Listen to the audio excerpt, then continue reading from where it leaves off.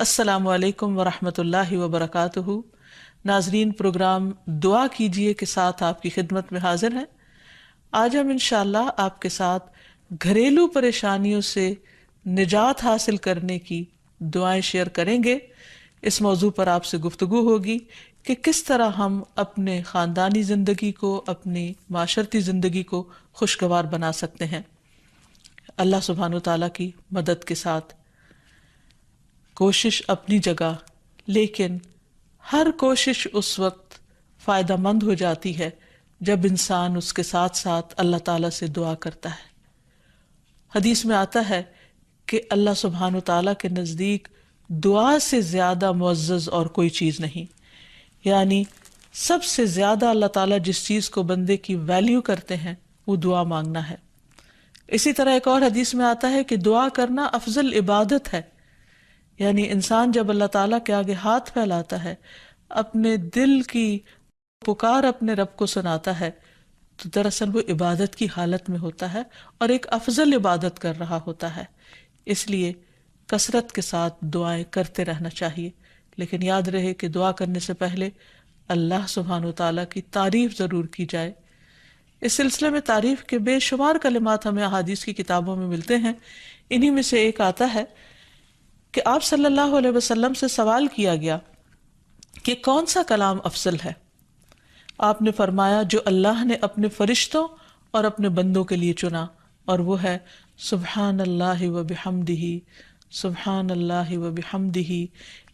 یعنی جب انسان دعا کرنا چاہے تو اس سے پہلے کچھ مرتبہ جتنا اس کا دل چاہے اللہ تعالیٰ کی تسبیح اور حمد و ثنا بیان کرے، اور بار بار تکرار کے ساتھ کہتا رہے سبحان اللہ و بحمدہ۔ اس کے بعد درود شریف پڑھے جتنی دیر پڑھنا چاہے، اور پھر اس کے بعد اپنی حاجت اللہ سبحانہ وتعالیٰ کے سامنے رکھے تو انشاءاللہ اس کی پریشانی دور ہوگی۔ جہاں تک گھریلو پریشانیوں کا تعلق ہے تو اس میں ہم دیکھتے ہیں کہ ہر گھر کے اندر کوئی نہ کوئی چیز ایسی ہو جاتی ہے کہ جس سے باہمی تعلقات میں بدمزگی پیدا ہو جاتی ہے۔ بعض افراد کی طبیعت میں غصہ زیادہ ہوتا ہے، بعض لوگ جھگڑالو ہوتے ہیں، بعض لوگ شکی مزاج کے ہوتے ہیں، بعض لوگوں کو اونچا بولنے کی عادت ہوتی ہے، بعض لوگ دوسروں کو مختلف باتوں پر زج کرتے رہتے ہیں، بعض لوگ اپنی ذمہ داریوں کو ٹھیک سے نہیں نبھاتے۔ تو یہ تمام چیزیں صرف نہ یہ کہ ایسے انسان کو خود بلکہ اس کے آس پاس رہنے والوں کو اذیت میں مبتلا کر دیتی ہیں۔ اب اس میں انسان بعضوں کو سمجھانے سے بھی کام لیتا ہے، دوسروں سے بھی مدد لیتا ہے، لیکن پھر بھی مسئلہ حل نہیں ہوتا۔ تو صحابہ کرام تو اپنی جوتی کا تسمہ بھی ٹوٹ جاتا تو اللہ سبحانہ تعالیٰ سے مانگتے تھے۔ تو اگر گھر کے اندر کسی قسم کی ناچاکی یا پریشانی ہے تو اس سلسلے میں بھی ہمیں اللہ تعالیٰ کی طرف رجوع کرنا چاہیے، اور پھر اس کے ساتھ ساتھ دوسرے کو جو مشکل پیدا کر رہا ہے سمجھانا بھی چاہیے۔ جہاں تک لڑائی جھگڑے کا تعلق ہے تو اسے منافقت کی علامت بتایا گیا۔ آپ صلی اللہ علیہ وسلم نے فرمایا کہ منافق کی 4 علامتیں ہیں، ان میں سے ایک کہ بات کرے تو جھوٹ بولے، وعدہ خلافی کرے، امانت میں خیانت کرے، اور جب وہ جھگڑا کرے تو گالی دے، یعنی جھگڑتا بھی ہے اور گالی بھی دیتا ہے۔ نبی صلی اللہ علیہ وسلم نے یہ بھی فرمایا کہ اللہ کو سب سے زیادہ ناپسند آدمی وہ ہے جو بہت جھگڑالو ہے، یعنی اللہ تعالیٰ ایسے شخص سے محبت نہیں کرتے۔ اس لیے اگر آپ کسی سے بات کر رہے ہو تو اس کی بات توجہ سے سن لے۔ چھوٹی چھوٹی باتوں پر جھگڑنا اور دوسرے کے ساتھ بد اخلاقی سے پیش آنا یہ درست نہیں۔ پھر اسی طرح مومن جو ہے وہ کبھی بد اخلاق نہیں ہوتا، اور بد اخلاقی پھر منافقت کی علامت ہے۔ رسول اللہ صلی اللہ علیہ وسلم نے فرمایا تمہارے یہ نسب نامے کسی کے لیے گالی کا سبب نہیں ہے، تم سب آدم کی اولاد ہو، ایک دوسرے کے قریب ہو، دین یا عمل صالح کے علاوہ کسی وجہ سے کسی کو کسی پر کوئی فضیلت نہیں۔ آدمی کے برا ہونے کے لیے یہی کافی ہے کہ وہ فحش گو ہو، بد کلام ہو، بخیل ہو اور بزدل ہو۔ پھر اسی طرح آپس میں محبتوں کا نہ ہونا، بہن بھائیوں میں ناچاکی یا شوہر بیوی میں ناچاکی یا والدین کے ساتھ محبت کا نہ ہونا، یہ ایک طرح سے اللہ تعالیٰ کی طرف سے ایک آزمائش بھی ہو سکتی ہے اور ایک عذاب بھی ہو سکتا ہے۔ مومن تو محبت کرنے والا ہوتا ہے، اور اس شخص میں کوئی خیر نہیں جو محبت کرتا نہیں اور لوگ اس سے محبت نہیں کرتے. اور لوگوں میں سب سے زیادہ بہترین انسان وہ ہے جو لوگوں کے لیے فائدہ مند ہوتا ہے. تو اس لیے بہت ضروری ہے کہ خاندان کے اندر باہم محبت پائی جائے. گھریلو زندگی خوبصورت ہو جاتی ہے اگر آپس میں ایک دوسرے سے پیار، محبت اور ہمدردی کے جذبات پائے جاتے ہیں. پھر اسی طرح بعض اوقات گھریلو زندگی میں بدگمانیاں بہت تکلیف دیتی ہیں، یا گھر کے کچھ افراد سنی سنائی باتوں پر یقین کرتے ہوئے دوسروں کے خلاف بدگمانی پال لیتے ہیں. تو اس سے بھی پرہیز کرنے کی ضرورت ہے. اسی طرح گھریلو پریشانیوں میں گھر کا تنگ ہونا بھی ایک عذاب کی شکل ہے. اس لیے نبی صلی اللہ علیہ وسلم نے ہر وضو کرنے کے بعد جو دعا سکھائی اس میں خاص طور پر یہ دعا آتی ہے کہ اے اللہ میرے گھر میں وسعت پیدا کر دے. یعنی ایک تو دلوں میں وسعت ہو اور دوسرا یہ ہے کہ جگہ بھی کشادہ ہو. رسول اللہ صلی اللہ علیہ وسلم نے فرمایا 3 چیزیں بدبختی میں سے ہیں. عورت جب تو اسے دیکھے تو وہ تجھ کو بری لگے اور وہ تجھ پر اپنی زبان چلائے، اور اگر تو اس سے غائب ہو تو وہ اپنے نفس کی اور تیرے مال کی حفاظت نہ کرے. دوسرے مریل سواری کہ اگر تو اسے مارے اور چلائے تو تجھ کو تھکا دے، اور اگر اسے چھوڑ دے تو تجھے جلد تیرے ساتھیوں تک نہ پہنچائے. اور ایسا گھر جو تنگ اور کم سہولتوں والا ہو. تو اس لیے اگر انسان ایسی کسی تکلیف میں مبتلا ہے تو اس کا حل بھی یہی ہے کہ کوشش کے ساتھ ساتھ انسان دعا کرے. اسی طرح خرچ میں کمی، وسائل میں کمی، مال میں کمی، یہ تمام چیزیں بھی عموماً گھروں کے اندر جھگڑے پیدا کر دیتی ہیں. کھانے پینے کی قلت، بنیادی ضروریات کا پورا نہ ہونا. تو ایسی صورت میں بھی انسان اللہ تعالیٰ کی طرف رجوع کرے، اور اس کے لیے ساتھ ہی کوشش بھی ضروری ہے. کوشش میں سب سے پہلے تو یہ کہ انسان لڑائی جھگڑا چھوڑے، صبر و ضبط کی عادت ڈالے، برداشت و تحمل کی عادت اپنے اندر پیدا کرے، اپنے اخلاق کو بہتر بنائے. ایک حدیث کے مطابق اللہ سبحانہ و تعالیٰ جب کسی گھرانے پر خیر و برکت نازل فرمانا چاہتے ہیں تو اس گھر والوں کے اندر نرمی پیدا کر دیتے ہیں. اور ایک اور حدیث میں یہ بھی آتا ہے کہ جو نرمی سے محروم کر دیا گیا وہ ہر خیر و بلائی سے محروم کر دیا گیا. تو اس لیے گھر کے ہر فرد کو اپنے اپنے رویے پر غور کرتے ہوئے اپنے اخلاق کی اصلاح کرنے کی ضرورت ہے، اور دوسروں سے توقعات زیادہ رکھنے کی بجائے اپنا طرز عمل اچھا کرنے کی ضرورت ہے. اور گھر والوں کے ساتھ بہترین ہونا نبی صلی اللہ علیہ وسلم کی سنت ہے. آپ نے فرمایا تم میں سے بہتر وہ ہے جو اپنے گھر والوں کے لیے بہتر ہو، اور میں تم سب کی نسبت اپنے گھر والوں کے حق میں اچھا ہوں. یعنی آپ نے اپنی مثال دی کہ میں سب سے اچھا سلوک اپنے گھر والوں سے کرتا ہوں، تو تمہیں بھی اگر اچھا بننا ہے تو ایسا ہی کرنا ہوگا. پھر اسی طرح گھر والوں کو زیادہ سے زیادہ فائدہ پہنچانا. حسن بصری سے مروی ہے کہ اللہ تعالیٰ کے نزدیک پسندیدہ بندے وہ ہیں جو اپنے اہل و عیال کو سب سے زیادہ نفع دینے والے ہیں. پھر اسی طرح پیار و محبت سے رہنا.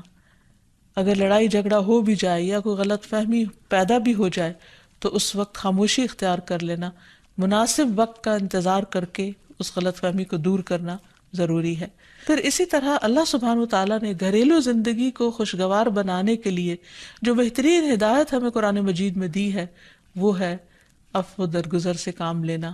اللہ تعالیٰ فرماتے ہیں یا ایہا الذین آمنوا ان من ازواجکم و اولادکم عدوا لکم فاحذروہم وَإِن تَعْفُوا وَتَصْفَحُوا وَتَغْفِرُوا فَإِنَّ اللَّهَ غَفُورٌ رَّحِيمٌ. إِنَّمَا أَمْوَالُكُمْ وَأَوْلَادُكُمْ فِتْنَةٌ وَاللَّهُ عِندَهُ أَجْرٌ عَظِيمٌ. اے لوگو جو ایمان لائے ہو، بے شک تمہاری بیویوں اور تمہارے بچوں میں سے بعض تمہارے دشمن ہیں، سو ان سے ہوشیار رہو، اور اگر تم معاف کرو اور درگزر کرو اور بخش دو تو بے شک اللہ بے حد بخشنے والا نہایت رحم فرمانے والا ہے. تمہارے مال اور تمہاری اولاد تو محض ایک آزمائش ہیں، اور جو اللہ ہے اسی کے پاس بہت بڑا اجر ہے۔ یعنی انسان کو بعض اوقات اپنی ہی بیوی یا بیوی کو اپنے ہی شوہر سے اور بعض اوقات اپنے ہی بچوں سے یا اپنے ہی والدین سے دشمنی کا اندیشہ ہو سکتا ہے، اور وہ ایک دوسرے کے لیے مصیبت اور بلا ہو سکتے ہیں، لیکن ایسی صورت میں بھی انسان کا گزارا نہیں ہو سکتا جب تک ایک دوسرے کو معاف نہ کرے۔ زندگی کی گاڑی نہیں چل سکتی جب تک انسان دوسروں کے قصور اور غلطیاں ان سے درگزر نہ کرے، کیونکہ ہر انسان کبھی غصے کی وجہ سے، کبھی جہالت کی وجہ سے، کبھی جلد بازی کی وجہ سے، کبھی لوگوں کے اکسانے پر اپنے پیاروں کے ساتھ زیادتیاں کر جاتا ہے۔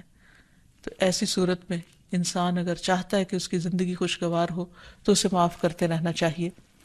نبی صلی اللہ علیہ وسلم کے اخلاق کے بارے میں جب پوچھا گیا تو حضرت عائشہ کہتی ہیں کہ آپ طعن و تشنیع کرنے والے نہ تھے، یعنی طعنے نہیں دیتے تھے، یعنی اگر کسی سے غلطی ہو جاتی تو اسے بار بار یاد نہیں کراتے تھے، فحش کام نہیں کرتے تھے، بازاروں میں چیخنے والے اور برائی کا بدلہ برائی سے دینے والے نہ تھے، بلکہ معاف کرنے والے اور درگزر کرنے والے تھے۔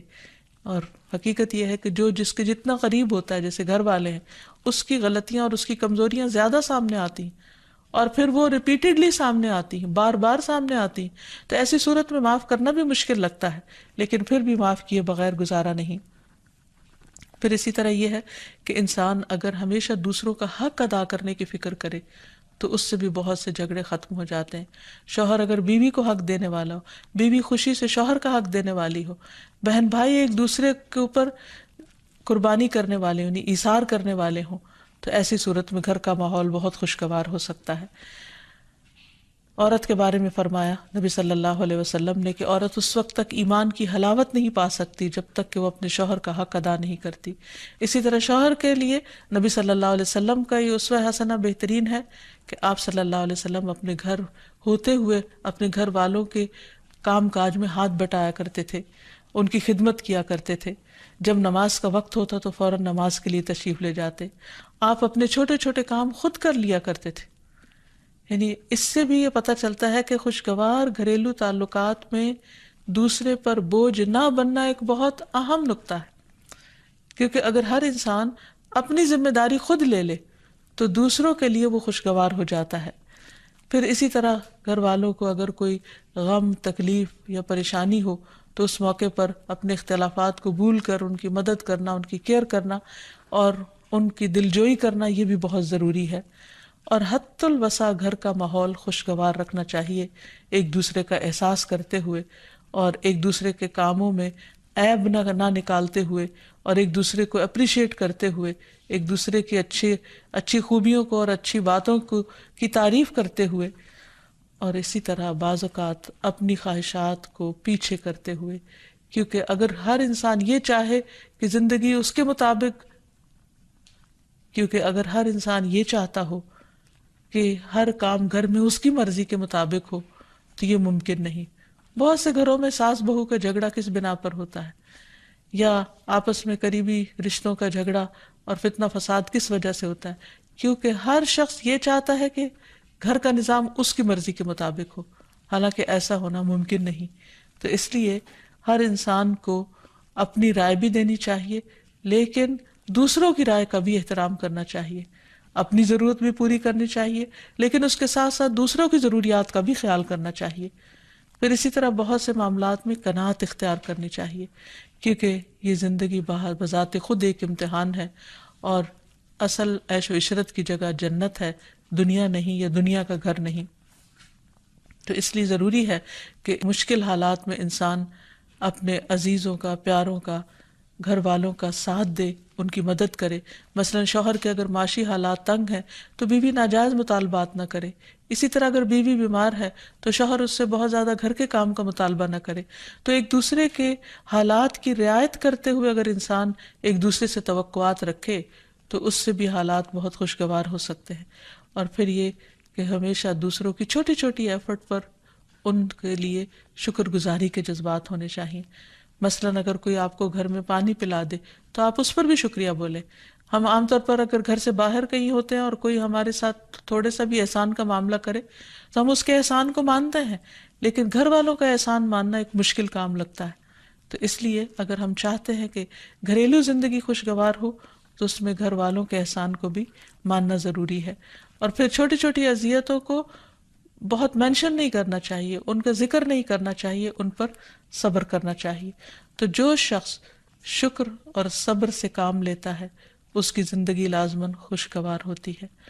لیکن اس کے باوجود بھی اگر گھریلو زندگی میں تنگی ہو، تکلیف ہو، آپس کی ناچاکی ہو، دشمنی ہو، پریشانی ہو، بہت بے چینی ہو، تو پھر اللہ سبحانہ وتعالیٰ ہی کی طرف رجوع کرنا چاہیے.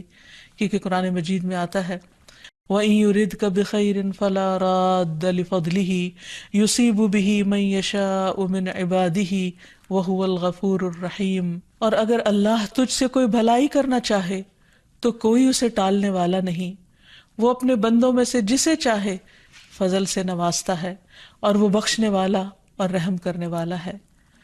تو اس لیے چھوٹی چھوٹی تکلیفوں پر بھی فوراً اللہ کا ذکر، اللہ کی یاد، اللہ کی تسبیح انسان کے دل کو سکون بخش دے.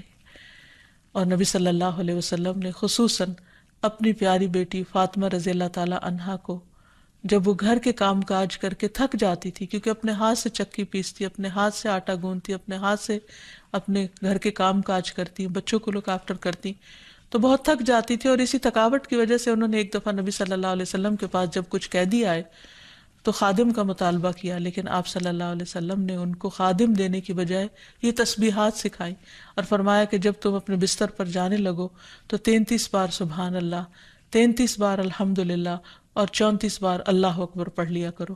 اور اسی لیے یہ تسبیحات فاطمہ کے نام سے بھی معروف ہیں. تو رات کو خاص طور پر بستر پر لیٹ کر یہ تسبیحات ضرور پڑھ لینی چاہیے، کیونکہ یہ گھریلو کام کاج کی تھکاوٹ کا بہترین علاج ہے اور خادم کی جگہ کفایت کرنے والی دعائیں ہیں. پھر اسی طرح گھر میں وسعت اور کشادگی کی دعا، اللہم اغفر لی ذنبی ووسع لی فی داری وبارک لی فی رزقی. اے اللہ میرے گناہ معاف کر دے، میرے گھر میں وسعت پیدا کر دے اور میرے رزق میں برکت عطا کر دے. پھر اسی طرح چھوٹی چھوٹی پریشانیوں کے سلسلے میں مثلاً بچے کو چوٹ لگ گئی یا اچانک کسی وبائی مرض کا کوئی شکار ہو گیا تو علاج معالجے کے ساتھ ساتھ دعا کرنا ضروری ہے. مثلا گھر والوں میں سے اچانک کسی کو کوئی ایسی بیماری آ گئی، کوئی سٹروک ہو گیا یا ہارٹ اٹیک ہو گیا تو سارے گھر والے پینک ہو جاتے ہیں. ایسی صورت میں پریشانی کا صرف اظہار کرتے رہنے سے اور غمگین رہنے سے مریض کی مدد نہیں کی جا سکتی. تو اس موقع پر اللہ تعالیٰ سے دعا کرنی چاہیے. اور ایک بہت خوبصورت دعا جو نبی صلی اللہ علیہ وسلم نے حضرت اسماء بنت امیس کو سکھائی تھی کہ آپ نے فرمایا کیا میں تمہیں ایسے کلمات نہ سکھاؤں جن کو تم پریشانی کے وقت پڑھا کرو. اور وہ کلمات ہیں اللہ اللہ ربی لا اشرک بہ شیئا، اللہ ہی میرا رب ہے، میں اس کے ساتھ کسی چیز کو شریک نہیں بناتی. اور آخر میں یہ کہ گھر والوں کی باہمی محبت اور الفت اور تعلقات کی بہتری کی دعا کرنی چاہیے جو پیارے نبی صلی اللہ علیہ وسلم نے ہمیں سکھائی ہے. وہ دعا ہے اللہم الف بین قلوبنا واصلح ذات بیننا واہدنا سبل السلام ونجنا من الظلمات الى النور وجنبنا الفواحش ما ظہر منها وما بطن وبارک لنا فی اسماعنا وابصارنا وقلوبنا وازواجنا وذریاتنا وتب علینا انک انت التواب الرحیم وجعلنا شاکرین لنعمتک مثنین بہا قابلیہا واتمہا علینا. اے اللہ ہمارے دلوں میں الفت پیدا فرما دے اور ہمارے آپس کے معاملات کی اصلاح کر دے، ہمیں سلامتی کے راستوں کی رہنمائی فرما اور ہمیں اندھیروں سے نجات دے کر نور کی طرف لے آ اور ہمیں تمام ظاہری اور چھپی بدکاریوں سے محفوظ رکھ. ہمارے کانوں اور ہماری آنکھوں اور ہمارے دلوں اور ہماری گھر والیوں اور ہمارے بچوں میں برکتیں عطا فرما، ہماری توبہ قبول فرما. بلا شبہ تو بہت زیادہ توبہ قبول کرنے والا اور رحمت کرنے والا ہے. ہمیں اپنی نعمتوں کا شکر ادا کرنے والا بنا اور ان کی تعریف کرنے والا اور ان کو قبول کرنے والا بنا دے. ان نعمتوں کو ہم پر کامل فرما دے، یعنی ان نعمتوں کو ہم پر تمام کر دے. تو کس قدر جامع اور خوبصورت دعا ہے جو نبی صلی اللہ علیہ وسلم نے ہمیں سکھائی گھریلو زندگی کو خوشگوار بنانے کے لیے. ان دعاؤں کو پڑھتے رہنا چاہیے، یاد کر لینا چاہیے، قبولیت کے مواقع پر پڑھنا چاہیے